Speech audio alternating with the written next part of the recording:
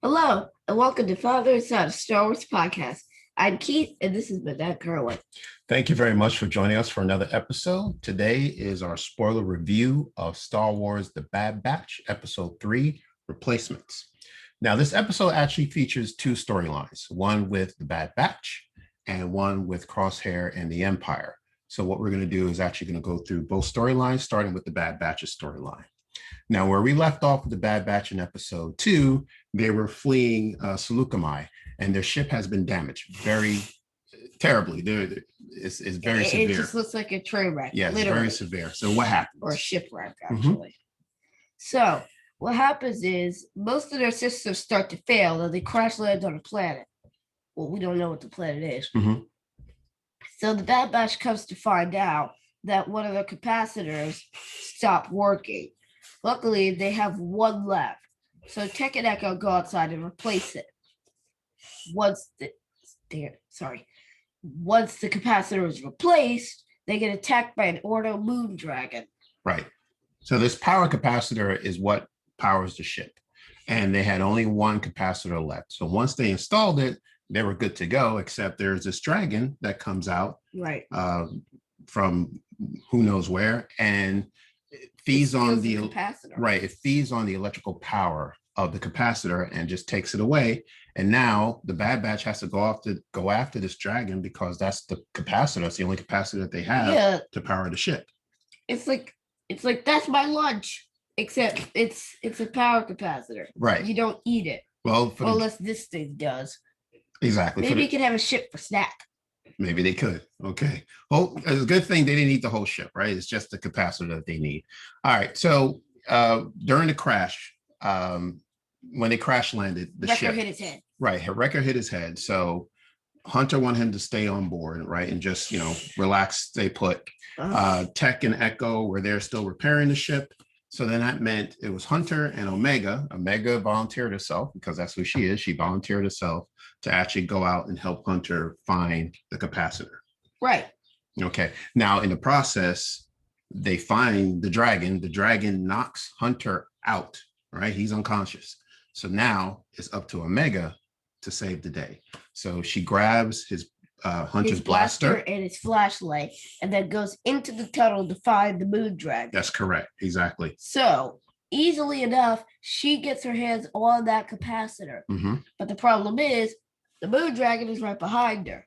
Right. Okay. And then for some reason, the moon dragon just stops. And then that gives Omega a second to react and throw at her flashlight, which gives her a chance to escape because the flashlight's the source of power. Right. Again, it could probably have a ship for its snack. That's just like a little morsel, like a chocolate chip. Well, it was just enough for her to escape, right? So what she did was she exchanged one power source for another, right? So she took the flashlight and gave it to the dragon, and the dragon ran off and took a capacitor and escaped from the cave. Now, this was very interesting because I thought, it seemed too easy. It seemed very easy for Omega to get that capacitor. So it still leads me to believe that there is something very special about this little girl. I still believe she is force sensitive, and she might have used the force on this dragon. It was very subtle. She didn't know it. Right. Because she has no idea what her powers are or doesn't know how to use them. You know something else? That might work because I've seen in Star Wars Rebels, what you can do is, you can use the force to tame an animal. How about that? Okay. So that might have been what Omega did. Right. And she did not tamed it, or at least calmed it down. Right. Right. And she had no idea that's what she was doing, but that's what happened. So that's very interesting. I didn't know that. That's very good. What do you think? Let us know on our Facebook page. We're going to start a chat later today. Right. Exactly. Do you think she's force sensitive, or do you think she has some other ability? Let's talk about that. All right. Now let's get into our second storyline with Crosshair and the Empire. All right. So we start off, we're on Kamino. Crosshair is being examined again constantly by the Kaminoans just to make sure that capacitor inhibitor chip is actually working to capacity. Yeah, they just poke. Right. They just keep poking him. Right, exactly. Now Tarkin walks in, and he walks in with Admiral Rampart. Yeah. So Admiral Rampart is the head of Project War Mantle. And what that is the integration of the clone army, which fought for the separatists, the Republic, with actual humans for a live army instead of clones with inhibitor chips. Interesting. So Tarkin, as we mentioned previously, is interested and is thinking about ending the clone program. So it makes sense that he started an initiative to get the clones out.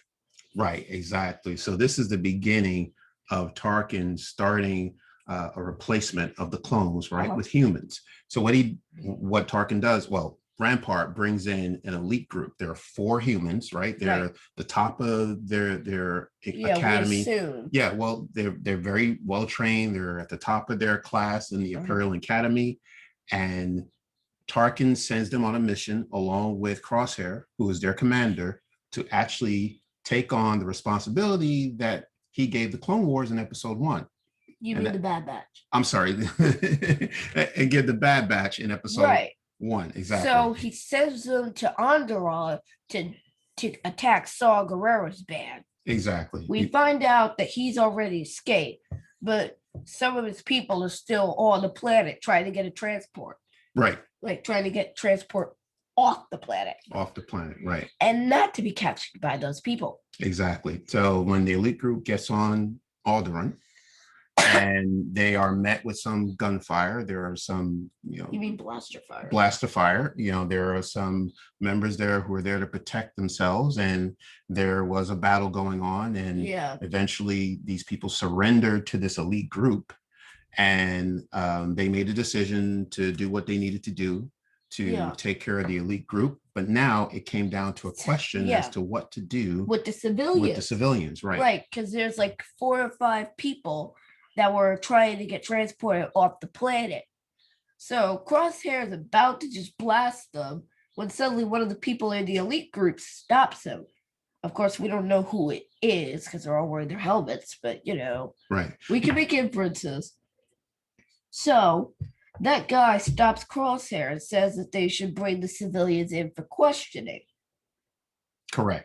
Now let's step back a little bit and just talk about one of these elite soldiers. So one of the 4, he had an attitude from the very beginning, and he expressed his he expressed his doubts. He had doubts about working with clones. He doesn't like clones, and he had no trouble telling Crosshair that he doesn't like clones, which I thought was a very bad idea to do. Yeah, from the beginning. Yeah. Especially because Crosshair is a bit of a temper now. Exactly. Not to mention that it was already snarky from the beginning. Right. And the last thing that he said to Crosshair before they actually went on their mission was, well, enjoy being commander for now because you won't be commander for long. As if like he's going to be demoted, and then suddenly that trooper will take his place as the high and mighty leader of the squad. Exactly. So he's Crosshair's going to have some grudges with that man. Yeah. So a couple of bones to pick with him. Yeah, he's a very arrogant person. So, unfortunately, okay. So now we got Crosshair, and we got this soldier, trying to figure out, okay, what we're going to do with these civilians. So the soldier's saying, well, they're innocent people, so we're just going to bring them in for questioning. And Crosshair says, no, that's not what the mission's about. The mission is about a good soldier following orders. Yeah, good soldiers follow orders. Okay. And again, this brings us back to that clone who kept repeating that same line. A good soldier follows orders. Exactly. Now, let's move to the next scene where the elite group returns. There's only 3 members plus Crosshair. Kamino, right. There were 4 of the group that started along with Crosshair. When they returned, there were only 3 of the elite group. So one of them didn't make it. And I'm sure you can tell which one didn't make it. But anyway, so Crosshair actually came back and told Tarkin that the mission was successful. And Tarkin was very impressed that these elite group, although there's 3 left of them, were able to follow the instructions of a clone.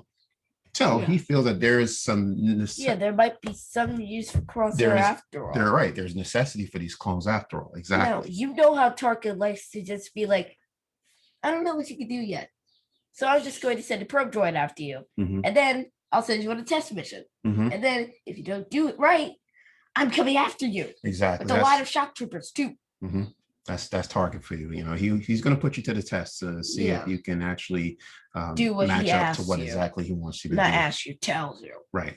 That's a good point. He's a little bit of a dictator. Yes, he is. Absolutely. Meanwhile, the Kaminoans, they're trying to do the best they can to keep this clone operation going because this is how they make their money. This is profit for them. They make their credits off of these clones. Exactly. So if this gets shut down, they're pretty much out of business. So what they have decided to do, or what they're planning to do, is they realize that the DNA for Jango Fett that was used to create these clones, it's been overused, so they can't really use it. Exactly. It's no longer effective. And now they want new DNA samples. Exactly. I figure they'll either get that DNA from Crosshair, since he turned out so effectively, or they're going to try to find Omega and get DNA from her. Because they did something right with both of them. I like that. So what do you think? We're asking you the question. Right. Where do you think the DNA is going to come from? Who are they going to choose as the person to create a much stronger, or more powerful clone? Right. Again, check out our Facebook chat, and then you can see what other people are saying. We might even do an episode containing everybody's thoughts on it. Wonderful. All right. So that was the episode, right? It was pretty nice. What I like the most about this storyline, well, where the story is going, the series is going, is they're going to show you the transition between the transition from the clones to the human army, the Imperial Army, that's eventually going to take over and become the stormtroopers who are going to work on the ships, the Imperial ships. So I am very interested to see what happens next. So well done. So that is our episode for today. Please subscribe to our podcast. We're on Apple Podcasts, Google Podcasts, Spotify, Stitcher, Radio Public, and many more. Also, for those of you who listen to our podcast through one of those apps, we also have a YouTube page and a Facebook page for all ages. Wonderful. All right. Well, thank you again. And we hope to see you soon for episode 4. All right. Bad Batch Reviews. Exactly. So until then, take care and we'll see you again.